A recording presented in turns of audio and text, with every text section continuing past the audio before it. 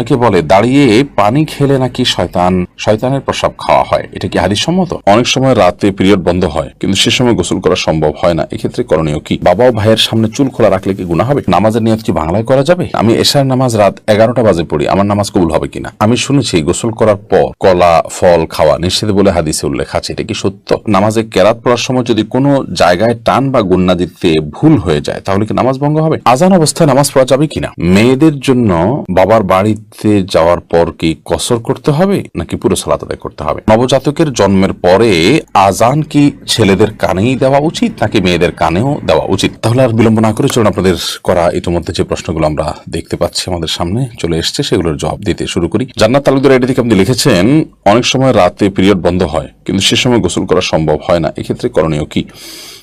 আপনি পরবর্তী সালাতের ওয়াক্ত হওয়ার আগে আগে গোসল করে ফেলবেন। ওমর ফারুক আপনি লিখেছেন, আমি শুনেছি 3বার বিসমিল্লাহ পড়ে কাপড়ের কোনা ধুলে পুরো কাপড় পাক হয়ে যায়, এটা কি সঠিক?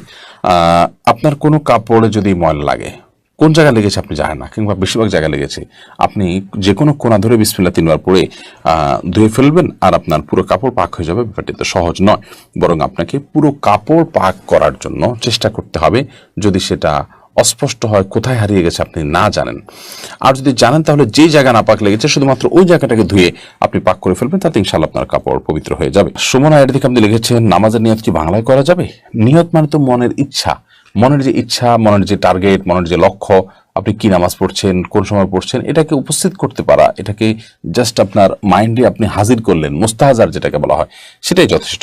বাংলা আলাদা করে বা আরবিতে কোনো ভাষাতেই নিয়ত মুখে উচ্চারণ করার দরকার নেই। নাজিম আহমেদ শুভ্র এআইডি থেকে আপনি লিখেছেন, আমার বাবা আমার মায়ের মোহর পরিশোধ না করে মারা গেছেন, এখন কি আমি আমার বাবার পক্ষ হয়ে মোহরের অর্থ আমাকে দিতে পারবো? হ্যাঁ ভাই শুভ্র, অবশ্যই আপনি আপনার বাবার হয়ে আপনার মাকে মোহরের অর্থ দিতে পারবেন। এবং এই মাসআলাটি আমরা অনেকে জানি না যে যদি কোনো মানুষ জীবদ্দশায় তার স্ত্রীকে মোহর না দিয়ে মারা যান, তাহলে তার মৃত্যুর পর তার যে পরিত্যক্ত সম্পদ আছে সেখান থেকে তার যে ঋণগুলো পরিশোধ করা হবে, তার মধ্যে থেকে তার মায়ের যে মোহর বাবদ প্রাপ্য টাকা সেটাও কিন্তু পরিশোধ করতে হবে, অর্থাৎ সেটাও ঋণের মধ্যে থাকবে। এমডি আব্দুল্লাহ আপনি লিখেছেন, আমি এশার নামাজ রাত 11টা বাজে পড়ি, আমার নামাজ কবুল হবে কিনা?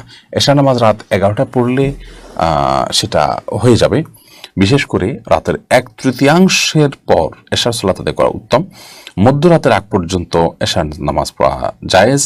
মধ্যরাতের পরে যদি কেউ ভোরাতেও পড়ে তাহলে সেক্ষেত্রে সেটাও জায়েজ হতে পারে নিরুপায় ব্যক্তির জন্য। সচরাচর কোনো ওজর ছাড়া মধ্যরাতের পর পর্যন্ত এশাকে নিয়ে যাওয়া উচিত নয়। এখন এই মধ্যরাতটা কয়টা বাজে হবে এটা আপেক্ষিক বিষয়, কোনো মৌসুমে কোনো দেশে এক সময় হতে পারে, অন্য দেশে আরেক সময় হতে পারে। আমাদের দেশে শীতকালে মধ্যরাত এক সময় হয়, গরমকালে আরেক সময় হয়, কারণ গরমকালে রাত ছোট থাকে, শীতকালে রাত অনেক বড় থাকে। তো এটা ভ্যারি করবে যে সূর্য ডোবা থেকে নিয়ে সুবহে সাদিক বা ফজর ওয়াক্তে শুরু হওয়া পর্যন্ত পুরো সময়টাকে ভাগ করে তার ঠিক মাঝামাঝি যে জায়গাটা সেখানে হলো আপনার আমাদের সীমানা, তার আগে আগে আমাদেরকে এশার সালাত আদায় করতে হবে। আর পরে করলে আদায় হয়ে যাবে, যদি ফজরের সালাতের ওয়াক্ত হওয়ার আগে আগে তাহাজ্জুদের সময় 3টা-4টা বাজে রাত পড়েন তাও আদায় হয়ে যাবে, বাট এটা অনুচিত এবং এরকম বিলম্ব করা উচিত না। নবী করিম সাল্লাল্লাহু আলাইহি সাল্লাম ওয়াক্ত মতো সালাত আদায়ের উপর আমাদের খুব বেশি গুরুত্ব আরোপ করেছেন। সিরাত উর্মি ইসলাম এআইডি থেকে আপনি লিখেছেন, বাবা ও ভাইয়ের সামনে চুল খোলা রাখলে কি গুনাহ হবে? না, বাবা বা ভাইয়ের সামনে চুল খোলা রাখলে মেয়েদের জন্য গুনাহ হবে না। নিয়ামতুল্লাহ আপনি লিখেছেন, আজান অবস্থায় নামাজ পড়া যাবে কিনা? আজান চলাকালীন নামাজ পড়লে কোনো অসুবিধা, নামাজ হয়ে যাবে। তবে ধরুন আজান শুরু হয়েছে, তখন আপনি নামাজের নিয়ত না করে আজানের জবাব দিবেন, এবং আজানের জবাব দেওয়া শেষ হয়ে গেছে তারপর আপনি এবার সালাতের নিয়ত করবেন। সেই সাথে প্রথম আজান যেটা আপনার মহল্লাতে শুনছেন আপনি সেটার জবাব দিবেন। সবগুলো আজানের জবাব আপনাকে খুঁটি খুঁটি দিতে হবে এমনটি কিন্তু আবশ্যক নয় আপনার জন্য। মেহেরুনি আইডি থেকে আপনি লিখেছেন, এশার নামাজ কাজা হলে ভিতরের নামাজও কি কাজা আদায় করতে হবে? জি, এশার নামাজ যদি কাজা হয় তাহলে সেক্ষেত্রে ভিতরের সালাতও তার সাথে আদায় করবেন। মেয়েদের জন্য বাবার বাড়িতে যাওয়ার পর কি কসর করতে হবে নাকি পুরো সালাত আদায় করতে হবে? দেখুন, মেয়েরা বিবাহের পর স্বামীর সংসারে যখন চলে আসেন, এটাই তাদের বাড়ি, এটাই তাদের ঠিকানা, এটাই তাদের বসবাস। সেক্ষেত্রে তারা স্বামীর সাথে স্বামীর বাসায় থাকবেন, তখন পুরো সালাত আদায় করবেন। আর বাবার বাড়িতে যখন যাবেন তখন সেটা তাদের আপনার বেড়ানোর জায়গা, এবং সেখানে তারা নিছকই গেস্ট, যার কারণে সেখানে কিন্তু তিনি আপনার পুরো সালাত আদায় করবেন না, বরং কসর সালাত আদায় করবেন যদি সফরের দূরত্ব হয়, সেটি অনেক দূরের হয় এবং সেখানে তিনি মাত্র 2-4 দিন 5 দিন বেড়ানোর নিয়তে যান। আর যদি সেখানে তিনি বসবাস শুরু করেন বা সেখানে বসবাসের তার সুযোগ আছে, সন্তান সেখানে থাকেন, অনেকে ঘর জমায় থাকেন ইত্যাদি, তাহলে সেখানে পুরো সালাত তিনি আদায় করবেন। আবু সাদাত এমনি সাইম আপনি লিখেছেন, আমি শুনেছি গোসল করার পর কলা ফল খাওয়া নিষেধ বলে হাদিসে উল্লেখ আছে, এটা কি সত্য? গোসল করার পর আর কলা বা ফল খাওয়া যাবে না এমন কোনো কথা কোরআন হাদিসে কোথাও আছে বলে আমার জানা নেই। আপনি কলা বা ফল এটা যে কোনো সময় খেতে পারেন, অর্থাৎ আপনি স্বাভাবিক যে কোনো সময় খেতে পারেন, এমনকি গোসল করার পর খাবেন না, আগে খাবেন, সকালে খাবেন না, দুপুরে বিকালে খাবেন, সেটা কিন্তু আপনার ব্যাপার। শরীয়তের এক্ষেত্রে তেমন কোনো বক্তব্য নেই। বিশেষ করে যে কথা বলা হচ্ছে এখানে যে গোসলের পর কলা খাওয়া ফল খাওয়া নিষেধ, এরকম কোনো কথা হাদিসে নাই। এটি যদি কেউ বলে থাকেন সেটি ভিত্তিহীন এবং মন গড়া। মোনালিসা মুন আপনি লিখেছেন, নবজাতকের জন্মের পরে আজান কি ছেলেদের কানেই দেওয়া উচিত নাকি মেয়েদের কানেও দেওয়া উচিত? নবজাতকের জন্মের পর আজান এটি ছেলে মেয়ে উভয়ের কানে দিবেন। আমরা অনেকে এক্ষেত্রে মনে করি শুধু ছেলেদের কানে দিতে হবে, না, উত্তর হলো ছেলে মেয়ে উভয়টির কানে দিতে হবে, এটি সঠিক। এবং আজান সম্পর্কে নবজাতকের কানে সপ্তম দিনে আজান, জন্মের পরে তাকে আজান দেওয়া, এই বিষয়টি বিভিন্ন হাদিস দ্বারা প্রমাণিত। যদি হাদিসের সনদগুলোকে মুহাদ্দিসরা অনেকে দুর্বল বলেছেন, কিন্তু সেটা আমলযোগ্য, এবং যার কারণে নবজাতকের শিশু তার কানে জন্ম আজান দিতে হবে জন্মের পর, সেটি ছেলে হোক কিংবা মেয়ে হোক। যদি এটা ওয়াজিব নয়, কিন্তু দিলে সেটা ভালো মুস্তাহাব। এমনি সালমান আপনি লিখেছেন, নামাজে কেরাত পড়ার সময় যদি কোনো জায়গায় টান বা গুন্না দিতে ভুল হয়ে যায় তাহলে কি নামাজ ভঙ্গ হবে? সাধারণত মদগা গুন্নাতে ভুল হলেই নামাজ ভঙ্গ হয়ে যাবে, ব্যাপারটা এত সহজ নয়।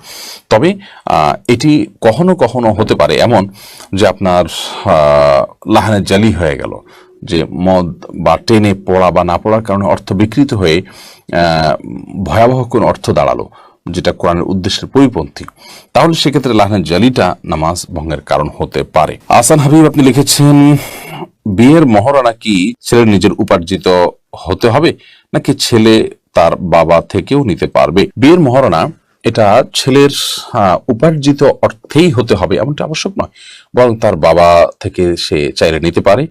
এবং আপনার বাবা যদি তার ছেলেকে মহারণার টাকা দেন, মা যদি দেন, কোনো বন্ধু বান্ধব যদি দেন, বা অন্য কেউ যদি তাকে হেল্প করেন, তাহলে সেটা তার জন্য নাজায়েজ বা গুনাহের কিছু হবে না, কারণ একজন আরেকজনকে গিফট উপঢৌকন দিতেই পারেন। বাকি এটি মূল আপনার কর্তব্য হলো, এটি আদায় করা কর্তব্য হলো ছেলের উপর। তাকে কেউ দিয়ে দিল যে ঠিক আছে তোমারটা আমি আদায় করে দিলাম, বা তোমাকে আমি টাকা দিলাম তুমি এটা দিয়ে আদায় করিও, সেটা জায়েজ হতে পারে। ইয়াসমিন খাতুন আপনি লিখেছেন, অনেকে বলে দাঁড়িয়ে পানি খেলে নাকি শয়তানের প্রসাব খাওয়া হয়, এটা কি হাদিস সম্মত?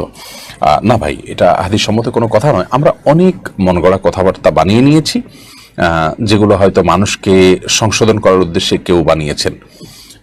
যেমন দাঁড়িয়ে পানি করলে সেটা শয়তানের পেশাব খাওয়া হয়, নাউজুবিল্লাহ। তারপরে কেউ যদি শুয়ে শুয়ে বই পড়ে তাহলে সেক্ষেত্রে ক্ষতি হয় মুখটা। তারপরে বই পড়ে যদি কেউ পৃষ্ঠা খুলে রেখে যায় তাহলে শয়তান পড়ে ফেলে। এগুলো সব লোকমুখে প্রচলিত এবং বানোয়ার কথা, যেগুলোর কোনো ভিত্তি কোরআন হাদিসে কোথাও নেই। এগুলো যারা বানিয়েছেন হয়তো বা তারা এই জন্য বানিয়েছেন যে ধরুন দাঁড়িয়ে পেশা পানি খাওয়া তো আসলে স্বাস্থ্যের জন্য ভালো না, গলা আটকে যেতে পারে, আর শরীরের দৃষ্টিকোণ থেকে এটা ভালো জিনিস না। তো এই খারাপ কাজটা যাতে কেউ না করে সেজন্য একটু শক্ত করে একটা বানোয়াট কথা দিয়ে তাকে ভয় দেখাই দিলেন।